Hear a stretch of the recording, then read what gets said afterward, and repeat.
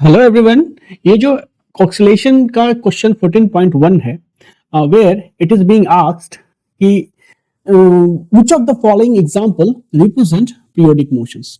और पहला केस है कि swimmer completing one return trip from one bank of river to the other bank of river. ठीक है, मतलब क्या है कि स्विमर है और वो नदी का एक दो छोर है, तो इस छोर से चलता है, यहाँ जाता है and then it returns back है। A freely suspended bar magnet displaced from the north-south direction and released. ठीक है, a hydrogen molecules rotating about its center of mass. ठीक है, and an arrow released from the bow. तो इन सभी cases में which of the following example is periodic? तो हम जरा इसके डिटेल्स में बात करते हैं कि a motion that repeat itself after equal interval of time is called periodic motions. क्या होता है periodic motion? जो ऐसा motions, ठीक है, जो equal interval of time के बाद रिपीट होता है। ऐसा नहीं है कि यहां से यहां जाने में मान लो 1 घंटे लगा और रिटर्न होकर के 2 घंटे में लौट के आया, तो इक्वल टाइम नहीं लगा, तो आप कह सकते हो कि ये पीरियोडिक मोशन नहीं है। तो रिपीटिशन तो हुआ यहाँ पे, लेकिन शर्त क्या रख दी गई है कि इक्वल इंटरवल ऑफ टाइम में जब आता है। तो बस की आइडिया क्या है, motion must repeat in the same manner, जिस रास्ते से गया उसी रास्ते से बैकआउट हुआ, and must have a fixed time period. और उस मोशंस में अगर फिक्स्ड टाइम पीरियड लगता है तो हम कह सकते हैं कि वो मोशंस क्या है, पीरियोडिक मोशंस है। सिंपल बेसिक फंडा है। तो पहला केस कह रहा है क्या चीज कि swimmer going from one bank to the other bank. अगर इसको देखा जाए तो मैंने कहा कि ये एक नॉन पीरियोडिक मोशंस है, ठीक है, और ये इसलिए है क्योंकि स्विमर जो है ना, it to swim the river को अगर इस पॉइंट से इस पॉइंट स्विम करना है तो he has to apply effort continuously.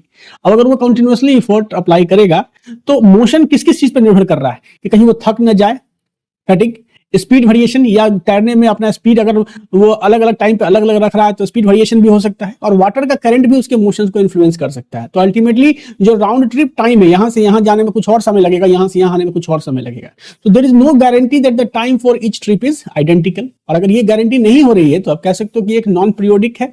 So motion that can repeat is not necessarily periodic unless it repeats automatically with equal time interval. That's why the conclusion is it is a not periodic motions. Now, freely suspended bar magnet displaced and released. तो क्या होगा इस cases में, periodic motion होगा कि नहीं? तो जी simple सी बात समझो कि जैसे ये मान लो कि ये बार मैग्नेट है और इस पॉइंट से हमने इसको सस्पेंड कर रखा है, तो आपको पता है कि अर्थ जो है हमारा, पृथ्वी जो है, earth is itself a magnet. Earth क्या है? ये एक मैग्नेट है, और अगर ये मैग्नेट है तो इसका अपना एक क्या है, मैग्नेटिक फील्ड है। ठीक है, मैग्नेटिक फील्ड है। अब जब आप किसी भी मतलब बार मैग्नेट को जब फ्रीली सस्पेंड करते हो तो आपको पता है कि वो नॉर्थ साउथ डायरेक्शन में जाकर के स्टेबल हो जाता है। मतलब अगर मैं कह रहा हूं कि नॉर्थ साउथ, ये अभी मेरा बार मैग्नेट का स्टेबल पोजीशन है। क्यों? क्योंकि ये नॉर्थ साउथ डायरेक्शन में जब ये अलाइंड हो गया, और ये क्यों अलाइंड हुआ? क्योंकि अर्थ का मैग्नेटिक फोर्स इसको क्या करता है, फोर्स करता है इसी डायरेक्शन में अलाइन होने के लिए। ये एक नेसेसिटी है। और आप देखिए जरा सा कि अगर सपोज करें कि अर्थ का मैग्नेटिक फील्ड इस डायरेक्शन में ऐसे लग रहा है, हॉरिजॉन्टली ऐसे काम कर रहा है।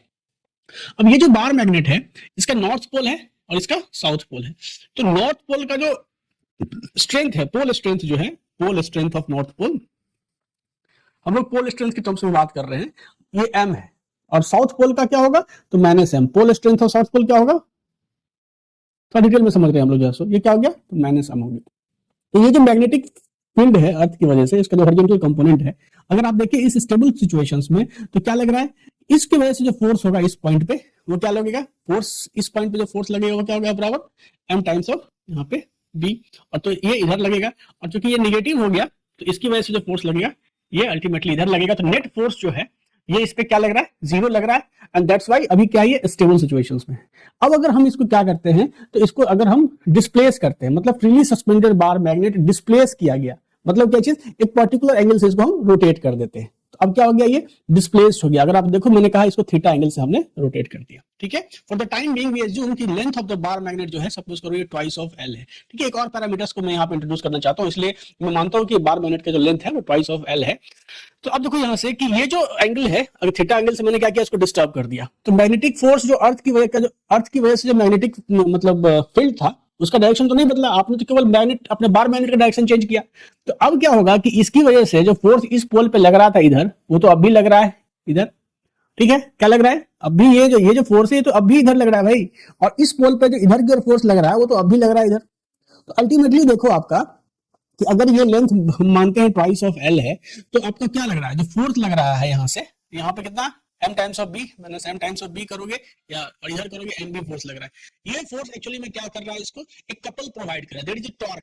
तो टॉर्क अगर निकालो तो हम कहेंगे torque due to the earth magnetic field, earth के मैग्नेटिक फील्ड की वजह से इस बार मैग्नेट को डिस्टर्ब करने के बाद इस पे जो टॉर्क लगा, that torque will try to, इस टॉर्क की वजह से ये किधर इधर आने की कोशिश करेगा। तो तुमने इस बार मैग्नेट को डिस्टर्ब किया ऐसे, you disturb it in this direction, but the magnetic field of the earth is trying to bring it back to this direction। तो जो टॉर्क हुआ टाउ आर, ये क्या हो गया, ये रिस्टोरिंग टॉर्क हुआ। क्या हुआ, रिस्टोरिंग टॉर्क हुआ। तो ये जो रिस्टोरिंग टॉर्क है उसकी वैल्यू क्या हो जाती है, तो फोर्स एफ, टॉर्क क्या होता है आर क्रॉस एफ।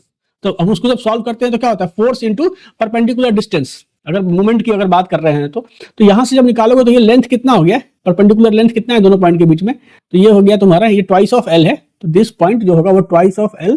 तो इसमें मैं थीटा एंगल से क्यों, मतलब ये अभी क्या है, थीटा एंगल से इंक्लाइंड है, तो twice of L sine theta. तो कहीं ना कहीं मैं फोर्स टॉर्क लिख सकता हूँ, रिस्टोरिंग टॉर्क बराबर व्हाट, रिस्टोरिंग टॉर्क बराबर minus of, sorry restoring torque बराबर फोर्स, तो फोर्स हो गया यहाँ से m b, m into b, ठीक है, और ये हो गया twice of perpendicular distance, twice of l into sine theta. तो नेट जो टॉर्क लग रहा है, और ये टॉर्क जो कि नेगेटिव में क्यों लिखूंगा, क्योंकि ये थीटा डिस्प्लेसमेंट के अपोजिट डायरेक्शन में टॉर्क एक्ट कर रहा है, that's why it is minus sign here. तो minus of twice of m into minus of twice of m into l into b sin theta।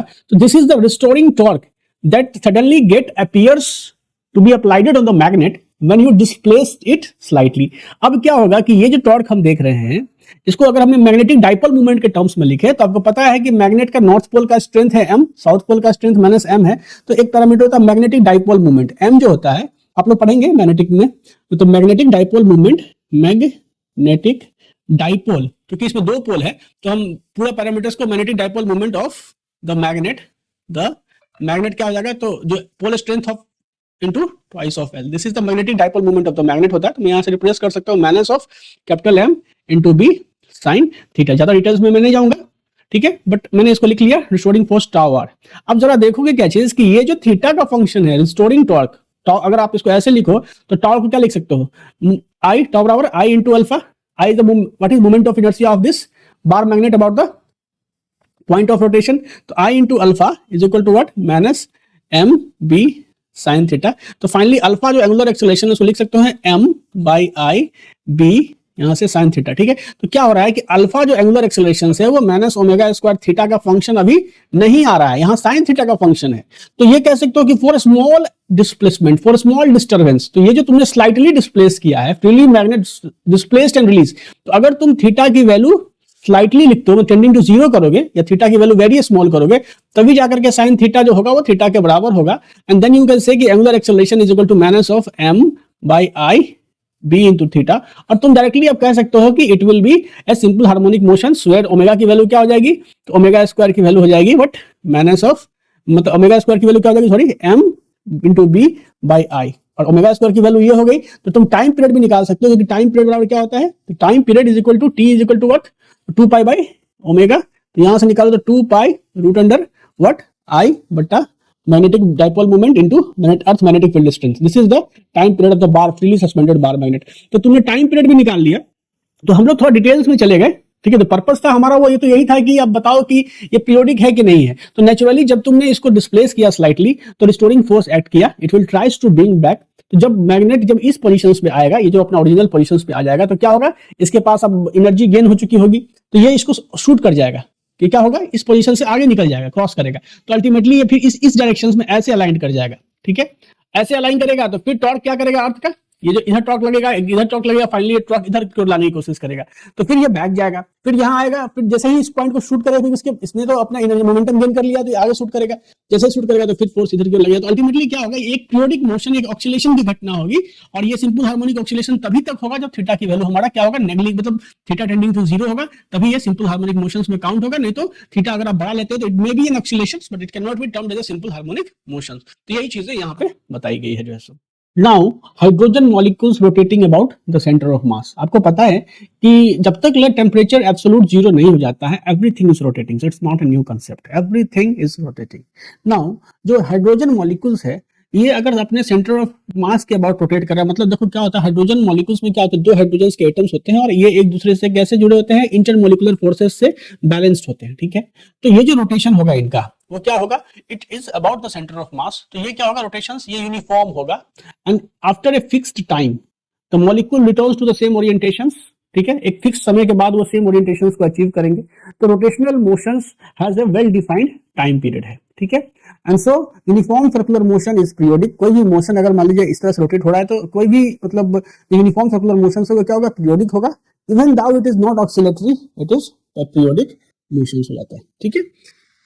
And now the third case, arrow release from the bow, तो क्या होता है, it is not periodic, और क्यों होगा, क्योंकि arrow moves only once, एक बार आपने एरो को छोड़ा, ऐसे लिया आपने और इसे जब तीर आपने डाला ऐसे करके, तो ये जो तीर जब रिलीज होगा यहाँ से इस पॉइंट से जब रिलीज होगा तो ये एक ही बार ऐसे जाएगा, it will not return back, so arrow moves only once, after release it follow a projectile motion, क्योंकि अगर आपने कभी भी एरो जब यूज किया था तो कैसे यूज किया था, ऐसे रखा जाता है, and it will follow the projectile motions, ऐसे जाकर के वो गिरता है, so after release it follow the projectile motions and never repeats, so in this case क्या हो रहा है, नो रिस्टोरिंग फोर्सेस है, नो रिपीटेशंस हो रहा है, तो नाइदर तो ना तो ये एक्सेलेरेशन तो भूल जाइए, it is finally not a periodic motion.